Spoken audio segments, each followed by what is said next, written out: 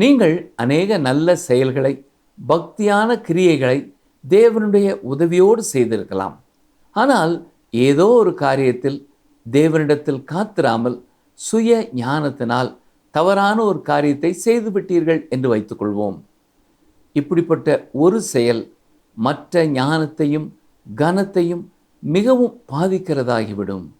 இப்படிப்பட்ட அநேக நிகழ்ச்சிகள் உங்கள் வாழ்க்கையிலே நடந்திருக்கலாம். அப்பொழுதெல்லாம் ஐயோ, இந்த ஒரு தவற்றை நான் செய்யாமல் இருந்திருந்தால் எவ்வளவு நன்றாக இருந்திருக்கும் என்று நினைப்பீர்கள். ஒரே ஒரு செத்த ஈ பரிமள தைலத்தை கெடுத்துவிடும்.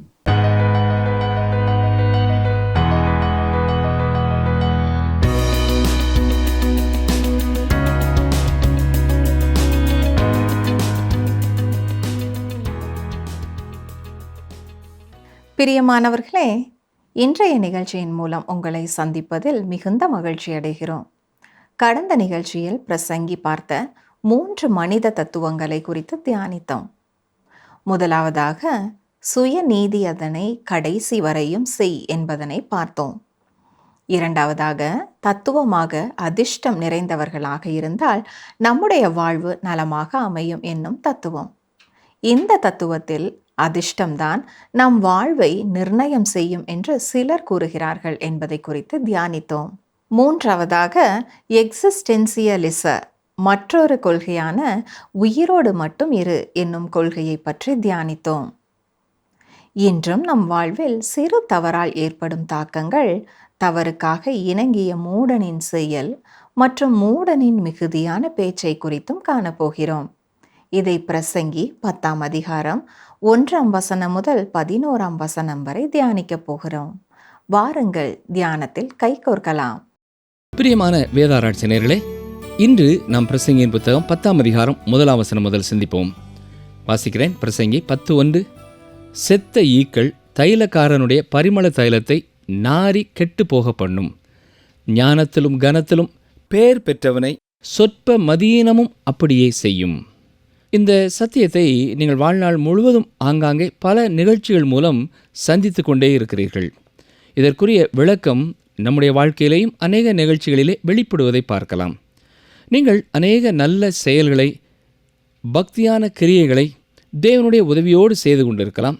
ஆனால் ஏதோ ஒரு காரியத்திலே நீங்கள் தேவனிடத்திலே காத்திராமல் வெளியிலிருந்து சுய ஞானத்தினால் தவறை செய்துவிட்டீர்கள் என்று வைத்துக்கொள்வோம். அது மற்ற ஞானத்தையும் கனத்தையும் மிகவும் பாதிக்கிறதாக மாறிவிடும். இப்படிப்பட்ட அநேக நிகழ்ச்சிகள் உங்கள் வாழ்க்கையிலே நடந்திருக்கலாம். அப்பொழுதெல்லாம் ஐயோ, நான் இந்த ஒரு தவறை செய்யாதிருந்தால் எவ்வளவு நலமாய் இருந்திருக்கும் என்று நீங்கள் சொல்வீர்கள் இல்லையா? ஒரே ஒரு செத்த ஈ பரிமள தைலத்தை நாரி கெட்டு போக பண்ணும். இது எவ்வளவு பரிதாபமான ஒரு காரியம் பார்த்தீர்களா? ஒரு தாய் தன்னுடைய மகனை 20 ஆண்டுகளாக கஷ்டப்பட்டு ஞானவானாக இருக்கும்படியாக வளர்த்து வருகிறாள். ஆனால் சில தீய நண்பர்களின் பழக்க வழக்கங்களால் அல்லது ஏதோ ஒரு மூடத்தனமான செய்கையால் எல்லாவற்றையும் 5 நிமிடத்திலே உடைத்து போட்டு விடுகிறான். அம்மாவின் 20 ஆண்டு கால நல்ல வளர்ப்பு ஒரே ஒரு மதியீனமான பாவத்தினாலே கரைபட்டு போய்விடுகிறது. என்ன ஒரு அருமையான ஓவியம்! ஒரு சொற்ப மதியீனமான செய்கை அவன் வாழ்க்கையை கெடுத்து விடுகிறது. மாத்திரமல்ல, மற்றவர்களுடைய வாழ்க்கையையும் கரைப்படுத்தி கெடுத்து விடுகிறது. இதுதான் உண்மை. பிரசங்கி 10ஆம் அதிகாரம் 2ஆம் வசனம். ஞானியின் இருதயம் வலது கையிலும் மூடனின் இருதயமோ இடது கையிலும் இருக்கும். வலது கையை பாருங்கள், அது பலமானது.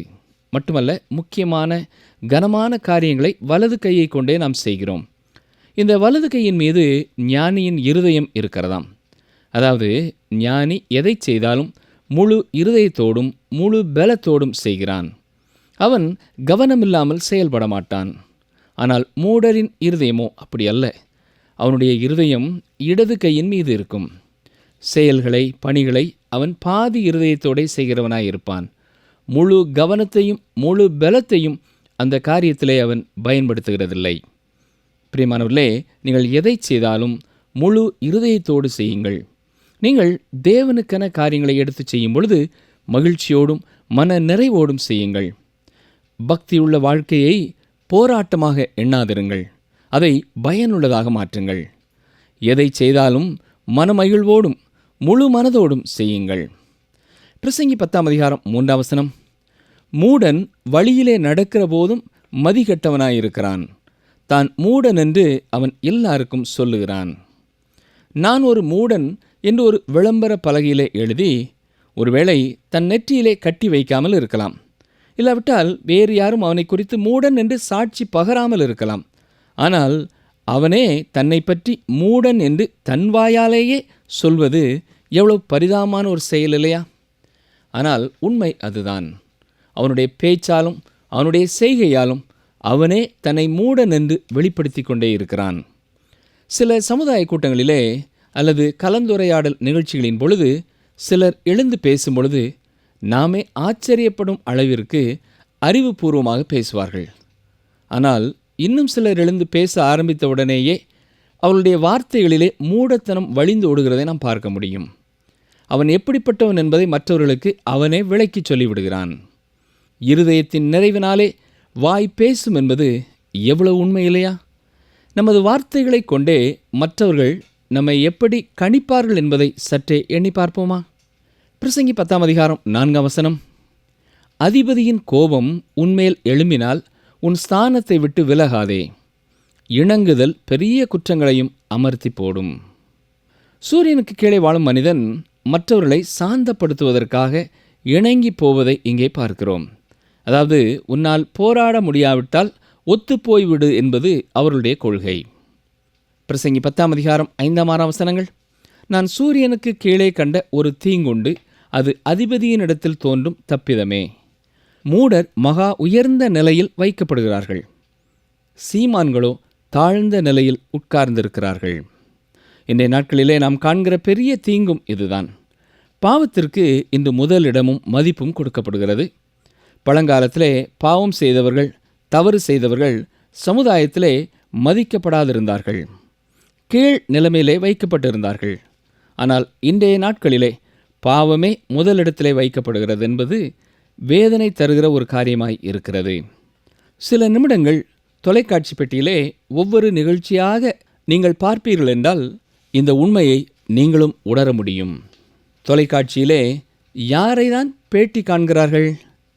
மிகவும் அதிகமான பாவமான காரியங்களிலே ஈடுபடுகிறவர்களை பேட்டி காண்கிறார்கள். ஒரு சாதாரணமான குடிமகனையோ அல்லது தான தர்மங்களை செய்து வரும் நபர்களையோ நன்மை செய்கிறவர்களையோ அதிகமாக தொலைக்காட்சியிலே காண முடியாது. சமுதாயத்தின் நீதி நேர்மைக்கும் நன்மைக்கும் களங்கம் விளைவிப்போர் தொலைக்காட்சியிலே முக்கிய இடத்தை பிடிக்கிறார்கள். இன்னும் சொல்லப்போனால் அதிக கொலை வழக்குகளிலே உள்ளவர்கள் சமுதாயத்திலே மதிக்கப்படுகிறார்கள். ஏன்? இன்றைய சமுதாயம் அவ்வாறு இருக்கிறது. ஆடம்பரமில்லாமல் அமைதியாக உண்மையாக நன்மை செய்பவர்கள் இந்த சமுதாயத்திலே தாழ்ந்த நிலைமையிலே வைக்கப்பட்டிருக்கிறார்கள். இதுவே பெரும் தீங்கு என்று சாலமோன் கூறுகிறார். மூடர் மகா உயர்ந்த நிலைமையில் வைக்கப்படுகிறார்கள்.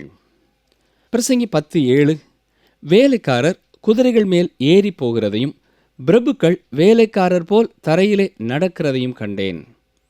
அருமையானவர்களே, கடுமையான உழைப்பு, பணத்தை சேமிப்பது, அதிக நேரம் படிப்பது, இவைகளால் மட்டும் ஒருவன் பெரிய பணக்காரனாகிவிட முடியாது. உங்கள் வீட்டிற்கு அருகிலே உள்ள ஒரு மூடன் இவையெல்லாம் இல்லாமலே கூட பெரிய பணக்காரனாக இருக்க வாய்ப்பு இருக்கிறது. சில வேளைகளிலே செல்வந்தர்கள் தரையில் நடக்கும் பொழுது மூடர்கள் குதிரை மேல் ஏறி மதிப்பாக பயணப்படுகிறார்கள். சில தேவ பக்தியுள்ள மனிதர்களை நீங்கள் பார்த்திருக்கலாம். அவர்கள் மிகுந்த செல்வந்தர்களாக இருந்தாலும் ஒரு சாதாரணமான வீட்டிலே குடியிருப்பார்கள். என்றாலும் அவர்கள் அநேக வேளைகளிலே மறக்கப்பட்ட நிலைமையிலேயே காணப்படுகிறார்கள். இவர்களே பிரபுக்கள் வேலைக்காரர் போல் தரையிலே நடக்கிறார்கள் என்ற வகையை சேர்ந்தவர்கள். பிரசங்கி 10:8 பாருங்கள். படுகுழியை வெட்டுகிறவன் அதிலே விழுவான், அடைப்பை பிடுங்குகிறவனை பாம்பு கடிக்கும். நீங்கள் தேவனுடைய பிள்ளைகளாக இருந்து கொண்டு பாவத்திலே வாழ்ந்து விடலாம் என்று நினைப்பீர்கள் என்றால் அது மூடத்தனமானதாகும். அருமையானவர்களே, நீங்கள் தேவனுக்கும் உலகத்துக்கும் சேர்ந்து இணைந்த ஒரு வாழ்க்கையை நடத்த முடியாது. சிலர் ஒருவேளை அவ்வாறு வாழ்ந்து கொண்டு தேவனுடைய நியாய தீர்ப்பு ஒன்றும் தனக்கு நேரிடவில்லை என்று பெருமை பாராட்டி கொண்டிருக்கலாம். தேவன் ஒருவேளை உடனடியாக அவர்களுக்கு பதில் செய்யாமல் இருக்கலாம். பொறுமையோடு இருக்கலாம். ஆனால் தேவன் அவர்களை நியாயம் தீர்ப்பது என்பது உறுதியானதே. அது முன்னரோ அல்லது பின்னரோ ஏற்படலாம்.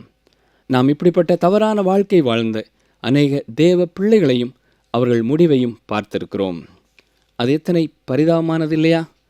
கர்த்தர் இன்று உங்களோடு கூட அதை குறித்து பேசுவார் என்றால், இன்றே உங்களுடைய தவறான இரட்டை வாழ்க்கைக்கு ஒரு முற்றுப்புள்ளி வையுங்கள். பிரசங்கி 10ஆம் அதிகாரம் 9ஆம் வசனம், கல்லுகளை பேர்க்கிறவன் அவைகளால் காயப்படுவான், மரத்தை பிளக்கிறவன் அதனால் மோசப்படுவான். அந்நாட்களிலே கற்களை பேர்ப்பது என்பது சொத்துக்களின் எல்லைகளை மாற்றுவதை குறித்தது. அதாவது சொத்துக்களை அல்லது வேறு எதையாவது ஏமாற்றி பெற்றுவிடலாம் என்று எண்ணக்கூடாது. ஏனென்றால் தேவன் அதை பார்ப்பார். அதனால் அவர் இப்படிப்பட்டவர்களை தண்டிப்பார். பாவத்தினாலே ஒரு மனிதன் வாழ்ந்துவிட முடியாது, பிரயோஜனம் அடைந்துவிட இயலாது. மனிதன் எதை விதைக்கிறானோ அதையே அறுப்பான். இந்த காரணத்தினாலே தான் நாம் மற்றவர்களை பழி வாங்கக்கூடாது என்று கர்த்தர் கூறுகிறார். ரோமர் 12ஆம் அதிகாரம் 19ஆம் வசனத்திலே, பழி வாங்குதல் எனக்குரியது, நானே பதில் செய்வேன் என்று கர்த்தர் சொல்லுகிறார். கர்த்தர் எல்லா கிரியைகளுக்கும் கணக்கு பார்த்து சரி செய்கிறவராய் இருக்கிறார். கற்களை பேர்க்கிறவன் அந்த செய்கைகளுக்காக கர்த்தரால் காயப்படுகிறான். பிரசங்கி 10ஆம் அதிகாரம் 10ஆம் வசனம், இருப்பு ஆயுதம் மழுங்கலாயிருக்க அதை ஒருவன் தீட்டாமற் போனால் அதிக பலத்தை பிரயோகம் பண்ண வேண்டியதாகும். ஆகையால் ஒரு காரியத்தை செவ்வையாய் செய்வதற்கு ஞானமே பிரதானம். ஒரு மரத்தை வெட்ட வேண்டுமென்றால் கோடரியை நன்கு தீட்டிவிட்டு வெட்டச் செல்ல வேண்டும். அப்படி இல்லாத பட்சத்திலே அதற்கு கூர்மை இல்லாதபடியினாலே மரத்தை வெட்ட கடினமானதாயிருக்கும், நேரம் அதிகமாகும், அதிக பலத்தையும் செலவு செய்ய வேண்டியதிருக்கும். இன்றும் அநேகர் இப்படித்தான் ஆயுதத்தை கூர்மையாக்காமல் பணிக்கு செல்கிறார்கள்.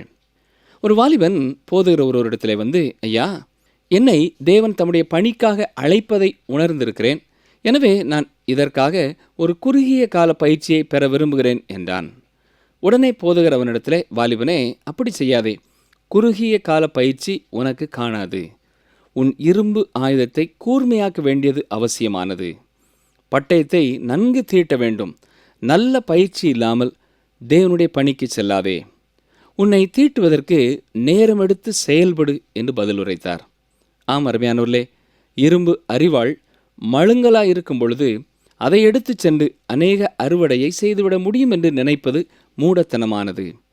முதலாவது அரிவாளை கூர்மையாக்க வேண்டும், பின்னர் அறுவடைக்கு செல்லலாம். முதலாவது தேவனுடைய பாதத்திலே காத்திருந்து ஜெபித்து வசனத்தை நன்கு ஆராய்ந்து கூர்மையாக்குங்கள். பின்னர் நல்ல அறுவடையை காண்பீர்கள். இதுபோன்ற நல்ல பல கருத்துக்களை நாம் இந்த பிரசங்கியின் புத்தகத்திலே காணலாம். இது ஒரு வித்தியாசமான ஒரு புத்தகம். பிரசங்கி 10ஆம் அதிகாரம் 11ஆம் வசனம், தடை கட்டப்படாத பாம்பு கடிக்குமே, அலப்பு வாயனும் அதற்கு ஒப்பானவன். இந்த வசனத்தை புரிந்து கொள்ள நாம் இதனுடைய பின்னணியத்தையும் கவனிக்க வேண்டும். இந்த வசனம் சங்கீதம் 58லும் எரேமியா 8ஆம் அதிகாரத்திலும் காணப்படுகிற வசனத்திற்கு ஒத்ததாக இருக்கிறது. சங்கீதம் 58 4-5 வசனங்களை வாசிக்கிறேன். சர்ப்பத்தின் விஷத்திற்கு ஒப்பான விஷம் அவர்களில் இருக்கிறது. பாம்பாட்டிகள் வினோதமாய் ஊதினாலும் அவர்கள் ஊதும் சத்தத்திற்கு செவிகொடாதபடிக்கு தன் காதை அடைக்கிற செவிட்டு விரியனைப் போல் இருக்கிறார்கள். அதே போல எரேமியா கூறும் கருத்தையும் கவனியுங்கள். எரேமியா 8:17, மெய்யாய் இதோ தடை கட்டப்படாத சர்ப்பங்களையும் கட்டு விரியன்களையும் உங்களுக்குள் அனுப்புகிறேன், அவைகள் உங்களை கடிக்கும் என்று கர்த்தர் சொல்கிறார். இந்த விரியன் பாம்பு மிகவும் விஷமுள்ளது. பாம்பாட்டிகள் மகுடி வாசிப்பதை பார்த்திருப்பீர்கள். அவர்கள் ஊதும்போது அவைகள் தலையை ஆட்டி கொண்டிருக்கும். ஒருவேளை அதை வாசிப்பவர் நிறுத்திவிட்டால் கடித்துவிடும். ஆகவே அதை நிறுத்தும் முன்னர் ஒன்று அந்த பாம்பை அடிக்க வேண்டும் அல்லது பிடிக்க வேண்டும். இதில் தாமதமாகி மகுடி நின்றுவிட்டால் பாம்பு அவர்களை தீண்டிவிடும். இவ்வாறு மகுடியாகிய தடை இல்லாவிட்டால் பாம்பு கடித்துவிடும், மரணம் நிகழ்ந்துவிடும். அதே போல இங்கே பாம்பானது அலப்பு வாயனுக்கு ஒப்பிடப்படுகிறது. இவன் மற்றவர்களை ஏமாற்றுகிறவனாகவும் காட்டி கொடுக்கிறவனாகவும் இருப்பான். யூதாஸ் காரியோத்தும் அப்படிப்பட்டவனே. மகா உபத்திரவத்தின் காலத்திலே அந்தி கிறிஸ்துவும் அந்த விதமாகவே இஸ்ரவேல் தேசத்திற்கு இருப்பான். நம்முடைய விசுவாசிகளின் கூட்டத்திற்குள்ளே கூட இப்படிப்பட்ட அலப்பு வாயர்களை பார்க்கலாம். இவர்கள் உண்மை இல்லாததை உண்மை போல பேசுவார்கள். இவர்கள் உங்களுக்கு மிகவும் நண்பர்களைப் போல காணப்படுவார்கள். ஆனால் இவர்கள் சர்ப்பத்தைப் போல உங்களை கடித்து விடுவார்கள். நீங்கள் அவர்களிடத்தில் எவ்வளவுதான் ஐக்கியமாக அன்பாக இருந்தாலும் அதை குறித்து அவர்கள் கவலைப்பட மாட்டார்கள். இந்த விதமான ஒரு துக்கத்தையே தாவீது தன் வாழ்க்கையிலையும் சந்தித்தார். அகித்தோப்பேல் தாவீதுக்கு விரோதமாக சென்ற பொழுது இந்த துக்கம் நேரிட்டது. இந்த அகித்தோப்பேல் தாவீதுக்கு நல்ல நண்பனாகவும் ஆலோசனைக்காரனாயும் இருந்தவன். ஆனால் இவன் தாவீதை விட்டுவிட்டு அப்சலோம் கலகத்தில் ஈடுபட்ட பொழுது அவனோடு சேர்ந்து கொண்டு செயல்பட்டான். இது தாவீதின் இருதயத்தை சுக்கு நூறாக்கியது. அந்த கலகத்திற்கு பின்னர் தாவீதிற்கு வயதாகிவிட்டது. இதை குறித்து தன்னுடைய இருதயத்தை ஊற்றுவதை சங்கீதம் 55 பார்க்க முடியும். அகித்தோப்பேல் போலவே அலப்பு வாயர்கள், நய வஞ்சகர்கள் நம்முடைய சமுதாயத்திலேயும் காணப்படுகிறார்கள். சாலமோன் இவற்றை எல்லாம் மனதில் கொண்டவராக இப்படியெல்லாம் அலப்பு வாயர்கள் காணப்படுவார்கள் என்று கூறி சர்ப்பத்திற்கு ஒப்பிட்டு கூறியுள்ளார். நாம் இவர்களுக்கு எச்சரிக்கையாக இருக்க வேண்டும் என்ற நோக்கத்திலே நமக்கு எழுதி வைத்திருக்கிறார். இன்றைய சமுதாயத்தை சற்று உன்னிப்பாக கவனித்து பார்ப்பீர்கள் என்றால் தனி மனிதன் ஒருவனின் அடிப்படை வாழ்க்கை தத்துவமே இதுதான் என்பது போல இந்த அலப்பு வாயர்களின் வாழ்க்கை முறை காணப்படுகிறது. இவர்கள் நல்ல காரியங்களை செய்கிறவர்கள் போல காணப்படுவார்கள். என்றாலும் இவர்களுக்கு எச்சரிக்கையாக இருக்க வேண்டும் என்று சாலமோன் கூறியிருக்கிறார். இந்த மக்கள் மற்றவர்களின் வார்த்தைகளை திரித்து கூறுகிறவர்களாகவும் மற்றவர்களிடம் இனிமையாக பேசுகிற பழகுகிற ஜனங்களாகவும் காணப்படுவார்கள். சில வேளைகளிலே நீங்கள் அலப்பு வாயர்களின் செய்கைகளை நன்கு கண்டுகொண்டு அவர்களை கையும் களவுமாக பிடித்து விடக்கூடும். என்றாலும் அவர்களை நீங்கள் கண்டுகொண்ட ஒரே காரணத்தினாலே அவர்கள் முன் இருந்ததை விட இன்னும் அதிகமாக கொடூரமாகவே தாக்க ஆரம்பிப்பார்கள். இதை நீங்கள் ஒருவேளை உங்கள் அனுபவத்திலே அறிந்திருக்கலாம்.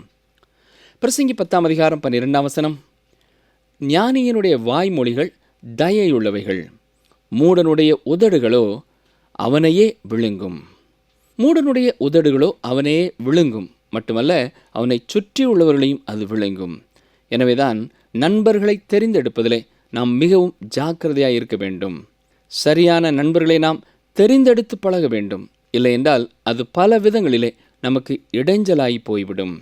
அது நம்முடைய வாழ்க்கையின் வழிகளை கரைப்படுத்துகிறதாக அல்லது நல்வழிப்படுத்துகிறதாக இருக்கும். ஆகவே நாம் சரியான வழிகளிலே செல்லுகிற நபர்களையே கண்டுபிடித்து பழக வேண்டியது மிகவும் முக்கியமானது. சில நண்பர்களை பார்ப்பீர்கள் என்றால் அவர்கள் விரியன் பாம்பை போல காணப்படுவார்கள். நீங்கள் அவர்களோடு நன்றாக இருக்கும் வரையிலே பிரச்சனை இல்லை. அவர்களோடு பழகுவதிலே சற்று வித்தியாசம் ஏற்பட்டு விட்டாலும் உங்களை கடித்து விடுவார்கள். அவர்களும் விஷம் நிறைந்தவர்கள். மகுடி வாசிக்கும் வரையிலும் பாம்பு நன்கு ஆடிக்கொண்டிருக்கும். ஆனால் நிறுத்தப்பட்டு விட்டால் கடித்து விடும் இல்லையா? அதுபோலத்தான் அவர்களும். பிரசங்கி 10:13-14 அவன் வாய்மொழிகளின் துவக்கம் மதியீனமும் அவன் வாக்கின் முடிவு கொடிய பைத்தியமுமாம். மூடன் மிகுதியாய் பேசுகிறான். நடக்கப் போகிறது இன்னதென்று மனுஷன் அறியான். தனக்கு பிற்பாடு சம்பவிக்கப் போகிறதை அவனுக்கு அறிவிப்பவன் யார்? இது எவ்வளவு உண்மை இல்லையா? கேள்வி பதில் நடக்கும் கூட்டங்களை நீங்கள் ஒருவேளை பார்த்திருக்கக்கூடும். அவ்வாறு பொது உரையாடல் நடத்தும் பொழுது சிலர் எழும்பி நின்று பேசிக்கொண்டே இருப்பார்கள். அவர்களுக்கு அவ்வாறு பேசுவது பிடிக்கும். அவ்வாறு அவர்கள் பேசும் பொழுது நலமானவற்றை பேசிவிட்டால் கூட நலமாயிருக்கும். ஆனால் அவர்கள் அந்த பொன்னான தருணங்களை வீணடிக்கிறவர்களாக மூடத்தனமாய் பேசுகிறவர்களாயும் காணப்படுவார்கள். மட்டுமல்ல, பேசிக்கொண்டே இருப்பார்கள். யாராவது எழுந்து அவருடைய வாயை அடைத்துவிட மாட்டார்களா என்று எண்ணும் அளவிற்கு அவர்கள் பேசுவார்கள். இதை பற்றி ஒருவர் மிக அழகாய் சொன்னார். மூடனுடைய வாயை வேலை செய்ய வைத்த பிறகு அவனுடைய மூளை தூங்க ஆரம்பித்துவிடும். பிரசங்கி 10:15 ஊருக்கு போகும் வழியை மூடன் அறியாததினால் அவன் தொல்லை ஒவ்வொருவரையும் இழைக்க பண்ணும். நாம் ஏற்கனவே சிந்தித்தது போல மூடனுடைய இருதயம் இடது கையில் இருக்கிறது. அதாவது எதையும் ஒரு பலத்தோடும் முழு மனதோடும் அவன் செய்கிறதில்லை. ஆகவே அவனுக்கு ஊருக்கு போகும் வழியை சொல்லிவிட்டாலும் அவன் அதை முழு கவனத்தோடு கேட்டுவிட்டு அந்த ஊருக்கு செல்ல மாட்டான். அரைகுறையாய் கேட்டுவிட்டு அதையும் பாதி மறந்துவிட்டு போகும் வழியெல்லாம் திரும்ப திரும்ப பலரிடத்திலே கேட்டு தொல்லை செய்து கொண்டே செல்லுவான். நம்முடைய வாழ்க்கையிலே பிரியமானவர்களே, எந்த ஒரு காரியத்தை செய்யும் பொழுதும் முழு மனதோடு கவனமாய் கேட்டு அறிந்து புரிந்து செயல்படுகிறவர்களாய் காணப்பட வேண்டும். யாக்கோபு 1:19 நான் வாசிப்பது என்ன? என் பிரியமான சகோதரரே, யாவரும் கேட்கிறதற்கு தீவிரமாயும் பேசுகிறதற்கு பொறுமையாயும் இருக்க வேண்டும். அப்படி கேட்பதை குறித்து தீவிரமாய் இருக்கும் பொழுது அநேக காரியங்களை சிறப்பாய் அறிந்து சிறப்பாய் செய்து முடிக்க முடியும். பிரசங்கி 10:16 ராஜா சிறு பிள்ளையுமாய் பிரபுக்கள் அதிகாலமே உண்கிறவர்களுமாய் இருக்கப்பட்ட தேசமே உனக்கு ஐயோ. இப்படிப்பட்டவர்களால் அந்த தேசம் ஆளப்படும் பொழுது அது நலமான ஒரு ஆட்சியை பெறாது. ஏனென்றால் இவர்கள் மக்களை சரியாக கண்டுகொள்ளாமல், தேசத்திற்கு ஆசீர்வாதமாக இல்லாமல், தங்கள் சொந்த இன்பத்தையும் தங்கள் சொந்த மகிழ்ச்சியையுமே நாடி செல்கிறவர்களாய் காணப்படுவார்கள்.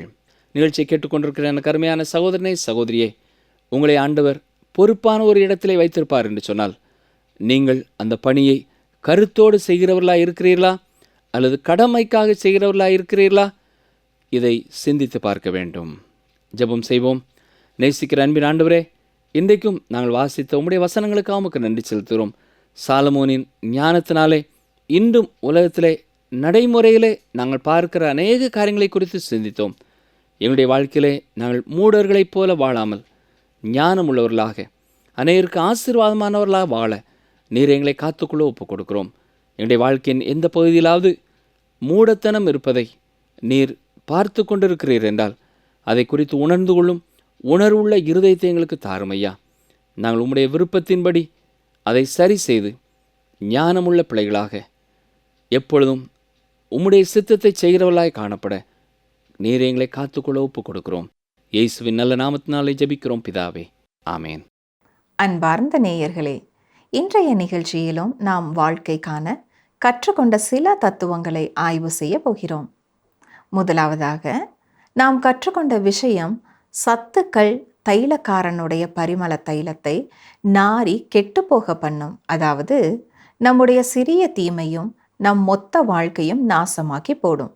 இரண்டாவதாக, ஞானி எதை செய்தாலும் தன்னுடைய முழு பலத்தோடும் முழு இருதயத்தோடும் செய்வதால் அந்த காரியங்கள் சரியாகவே முடியும். பின்னதாக, மூடன் தான் சொற்கள் மூலமாகவும் தன்னை மூடன் என்று எப்பொழுதும் காட்டிக்கொண்டே இருப்பான். ஆனால் ஞானிகளுடைய சொற்களும் செயல்களும் அவர்கள் யார் என்பதை அவர்களுடைய செயல்கள் மூலமாகவே காண்பிக்கும்.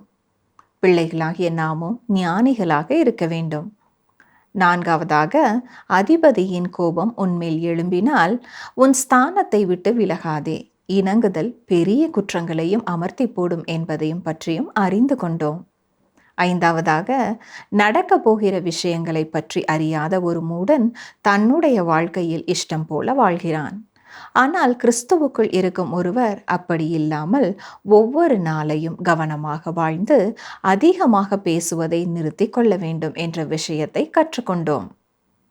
கடைசியாக, தங்களுடைய எல்லைகளை பெரிதாக்க பிறரை ஏமாற்றுகிறவர்களைப் போல நாமும் இருக்கக்கூடாது என்பதை கற்றுக்கொண்டோம். பிரியமானவர்களே, இன்றைய தியானத்தின் மூலம் தொடர்ந்து தேவன் தாமே உங்களை ஆசிர்வதிப்பாராக. சோதனையை சகிக்கிற மனுஷன் பாக்கியவான். அவன் உத்தமன் என்று விளங்கின பின்பு கர்த்தர் தம்மிடத்தில் அன்பு கூறுகிறவர்களுக்கு வாக்குத்தத்தம் பண்ணின ஜீவ கிரீடத்தை பெறுவான். யாக்கோபு 1:12.